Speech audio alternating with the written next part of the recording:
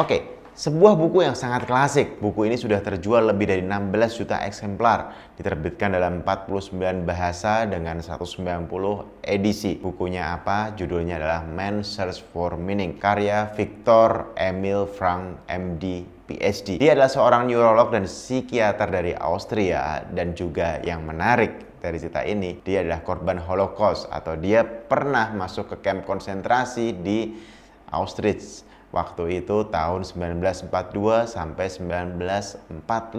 Di kamp konsentrasi itu benar-benar kondisinya sangat-sangat mengenaskan. Seperti yang kita tahu bahwa jutaan orang di kamp konsentrasi meninggal, mati, dibunuh dengan cara yang sangat tidak manusiawi.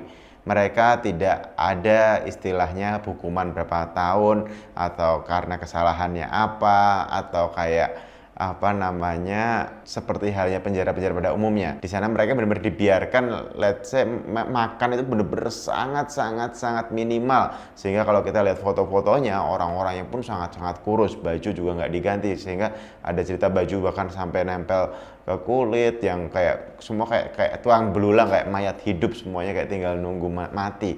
Dan semua orang udah tahu kalau dikirim ke kamar gas beracun itu memang buat dibunuh.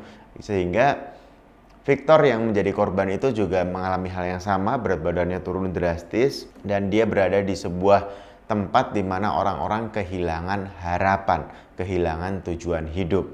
Saat itu juga orang tuanya, saudara laki-lakinya, bahkan istrinya yang sedang hamil juga masuk kamp konsentrasi. Ini benar-benar luar biasa, dan singkat cerita semua tadi, orang tua, kakak laki-laki, dan istrinya meninggal semua di kamp konsentrasi. Apa yang membuat Viktor Frankl bisa bertahan? Bertahan ini gini, kalau kita ngomongin kebutuhan sandang pangan papan aja sudah sangat tidak masuk akal. Banyak orang hanya mati hanya karena kurang makan, kedinginan, bahkan misalnya tikus pun dulu jadi rebutan tapi sampai semuanya habis gitu untuk dimakan. Bahkan ada yang saling memakan dalam tanda kutip bangkai manusia karena benar-benar sangat kelaparan orang-orang yang ada di kamp konsentrasi tersebut. Bagaimana jika Anda atau saya ada di kamp itu? Apakah mungkin kita menyerah, kalah, atau bunuh diri? Bahkan banyak banget orang yang bunuh diri karena sudah tidak tahan diperlakukan dengan sangat kejam. Dan mereka juga masih dipaksa bekerja untuk bangun benteng, bangun apa segala macam untuk tetap produktif. Kalau nggak produktif ya udah dibunuh aja gitu. Jadi kayak kalau jadi gini, kalau misalnya kita kelihatan seger, kita dipaksa kerja gitu, tapi kalau kita jadi kayak capek banget, jadi disiksa gitu. Kalau kita kelihatan nggak bisa kerja, dibunuh. Jadi kita bingung mau istirahat dibunuh, mau kayak seger dipaksa kerja sampai mati gitu. Tuh kayak sebuah hal yang paradoks banget, dan semua orang nggak tahu atau semua orang nggak berpikir bisa keluar hidup-hidup dari tempat itu, karena semua cerita mengatakan bahwa yang ada di kamp konsentrasi itu memang untuk dibunuh pada akhirnya dengan berbagai cara. Nah, apa yang membuat Viktor Frankl bisa bertahan dan sampai akhirnya dia menemukan sebuah teori psikologi untuk terapi yang sangat bagus, yaitu namanya logoterapi. Berikut beberapa poinnya. Viktor Frankl berkata bahwa apapun bisa dirampas dari manusia. Dari kebebasannya, harga dirinya, bajunya, hartanya, keluarganya, semua bisa diambil. Tapi ada satu yang tidak bisa, yaitu apa? Kebebasan terakhir seorang manusia. Kebebasan untuk menentukan sikap dalam setiap keadaan, kebebasan untuk memilih jalannya sendiri. Jadi keadaan itu bisa apapun, tapi jadi Anda bisa jadi misalnya ngalamin sebuah penderitaan, ditipu, dihianati, dibohongin, diambil haknya, atau sederhananya ban bocor, bensin habis, duit habis, atau produk nggak laku, bisnis bangkrut, dan seterusnya. Itu hampir semua orang dalam kehidupannya mengalami itu. Dan game di sini yang itu pasti terjadi ya, ngomongin masalah dalam hidup. Kalau ada orang yang bilang nggak pernah punya masalah dalam hidup, bisa jadi karena dia nggak cukup melihat. Tapi gamenya yang membedakan adalah bagaimana kita meresponnya. Itu kebebasan Anda. Ketika Anda dihianati, bagaimana misalnya, apakah Anda bisa kayak mengambil hikmah dari itu, atau belajar agar tidak terjadi lagi, atau apapun itu keputusan Anda, atau mengutuk, balas dendam, atau apapun itu keputusan Anda. Jadi game di sini adalah bagaimana Anda meresponnya, itu masih kebebasan Anda. Semua orang bisa mengalami hal yang sama, tapi responnya bisa berbeda sekali. Itu yang pertama. Berikutnya adalah yang kedua. Secara naluri ya, beberapa tawanan mencoba menemukan tujuan masa depan masing-masing. Itulah salah satu ciri khas manusia yang aneh, bahwa dia hanya bisa hidup dengan melihat masa depan, atau yang disebut subspecie aeternitatis. Dan inilah yang menyelamatkan manusia di saat-saat paling kritis, paling krisis, paling sulit dalam kehidupannya. Meskipun kadang-kadang dia harus memaksa pikirannya untuk mencari sasaran tersebut. Artinya apa? Kadang kalau kita sudah punya goal yang lebih gede dibanding hidup kita, tujuan yang lebih gede hanya sekedar untuk sandang pangan papan, kayak the greater purpose untuk bisa bertahan hidup, semua masalah itu akan jadi terlihat kecil karena kita punya tujuan yang lebih besar. Kalau Viktor Frankl waktu itu goalnya itu adalah agar bisa bertemu lagi dengan istrinya, dengan anaknya yang dalam kandungan itu, kayak bahwa aku harus tetap bertahan hidup sehingga nanti ketika keluar dari sini aku bisa ketemu sama istriku lagi, Memang singkat cerita bahwa istrinya meninggal, yes, tapi saat di penjara itu dia benar-benar kayak punya tujuan yang lebih besar, makanya dia terus bertahan hidup karena dia mau ketemu istrinya lagi. Nah, banyak orang di penjara itu kata dia karena nggak punya tujuan, ya udahlah mati juga nggak apa-apa. Mau keluar dari sini juga mau ngapain lagi nggak tahu, nggak punya tujuan. Jadi kayak kita misalnya lagi ada masalah, let's say lah bahwa kan saya bilang misalnya Viking, Persib sama The Jack Persija itu kadang oh iya kontroversi pro kontra gitu. Tapi ketika tiba-tiba Indonesia melawan misalnya Malaysia, itu pendukung Persija, The Jack sama Viking ini bisa gabung di Gelora Bung Karno, Senayan untuk nyanyi bareng, untuk kumpul pelukan. Karena apa? Karena ini gamenya Indonesia lawan Malaysia. Jadi basically kita perlu menemukan tujuan yang lebih besar. Misalnya kalau dalam bisnis sekedar daripada uang, kalau dalam berkeluarga sekedar hanya menjalani kehidupan sehari-hari dan seterusnya. Artinya tujuan ini yang bisa bikin kita terus bergerak walaupun kita punya berbagai masalah dalam hidup. Nah, gamenya adalah tentu pertanyaannya berikutnya, bagaimana cara menemukan tujuan hidup ini? Kita masuk ke poin nomor 3. Oke, ini poin terakhir, poin nomor 3, yaitu apa? Logoterapi. Apa itu logoterapi? Ini adalah terapi yang ditemukan oleh Viktor Frankl ini. Konsepnya secara sederhana adalah bagaimana cara menemukan makna hidup untuk seseorang. Makna hidup berbeda untuk setiap manusia dan berbeda pula dari waktu ke waktu. Karena itu kita tidak bisa merumuskan makna hidup secara umum. Misalnya bagi anak umur 15 tahun tentu makna hidupnya berbeda dengan ketika dia sudah dewasa umur 45 tahun. 30 tahun perjalanan pasti makna hidupnya juga berkembang, berubah sesuai dengan situasi dan kondisi. Nah, logoterapi bertugas membantu orang, manusia, pasien untuk menemukan makna hidup. Artinya, logoterapi membuat si pasien sadar tentang adanya logos tersembunyi dalam hidupnya. Ini adalah sebuah proses analitis. Jadi kita diajak untuk menganalisa sebenarnya apa saja hal-hal yang paling penting dalam hidup kita.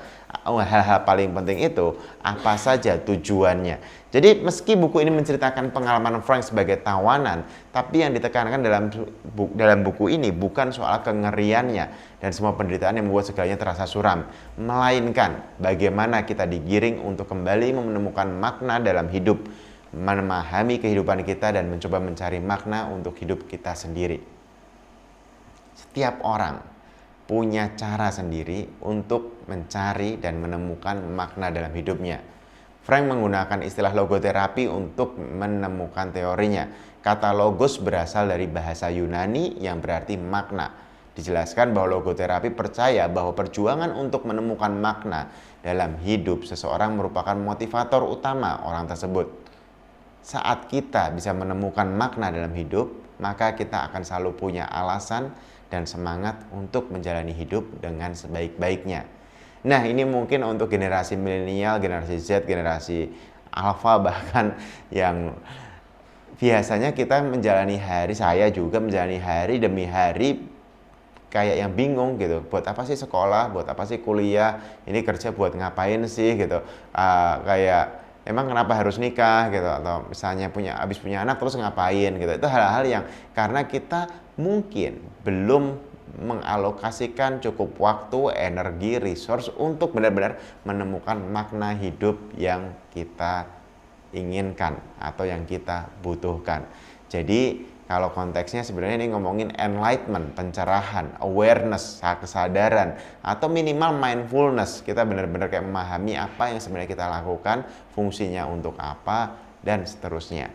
Kenapa? Bertahun-tahun, belasan tahun hidup kita biasanya hanya karena struktur sosial kita. Kalau orang tua bilang apa ya mungkin itu ya udah. Kalau misalnya teman-teman kita ngelakuin apa ya udah ikutan gitu. Di sekolah kita dibikinin sebuah sistem kurikulum, jam belajar, masuk jam 7 pakai baju warna biru putih atau abu putih. Jam 10 belajar matematika, jam 12 belajar bahasa Inggris dan seterusnya. Semua orang kayak berusaha memasukkan sesuatu ke dalam kepala kita sehingga kita kayak ya udah ikut aja. Tiba-tiba belasan tahun kita di bangku sekolah, dibikinin kurikulum dari semester ke semester, dari hari ke hari, sehingga kita tidak pernah benar-benar bertanya, buat apa sih hidup ini, buat apa sekolah ini, buat apa saya harus kerja, dan seterusnya.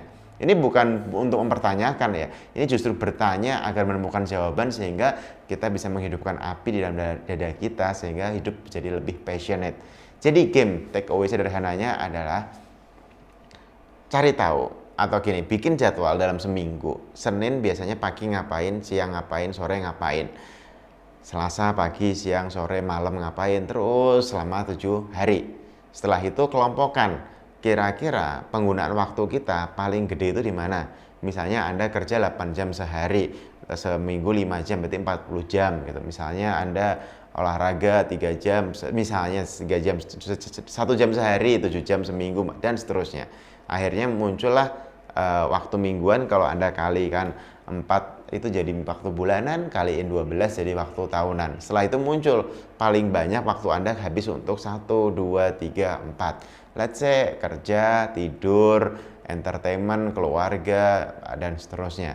Setelah itu fokus dulu satu yang paling gede, pekerjaan. Cari gitu, pekerjaan ini maknanya apa sih gitu. Karena bagi banyak orang yang sudah melewati uang, tiba-tiba mereka meredefinisikan pekerjaan itu menjadi sesuatu yang jauh berbeda dibandingkan banyak orang yang tanda kutip kerja untuk uang. Yes, uang penting, tapi ada satu momen di mana ketika kita sudah memiliki kecukupan uang, kayak kehidupan setahun sudah terjamin, kita kayak jadi ngerasa galau. Makanya milenial banyak yang resign.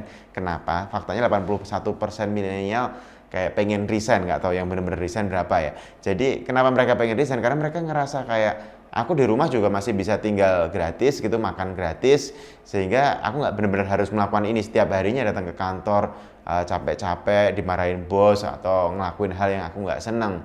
Itu konsepnya sebenarnya kayak ikigai.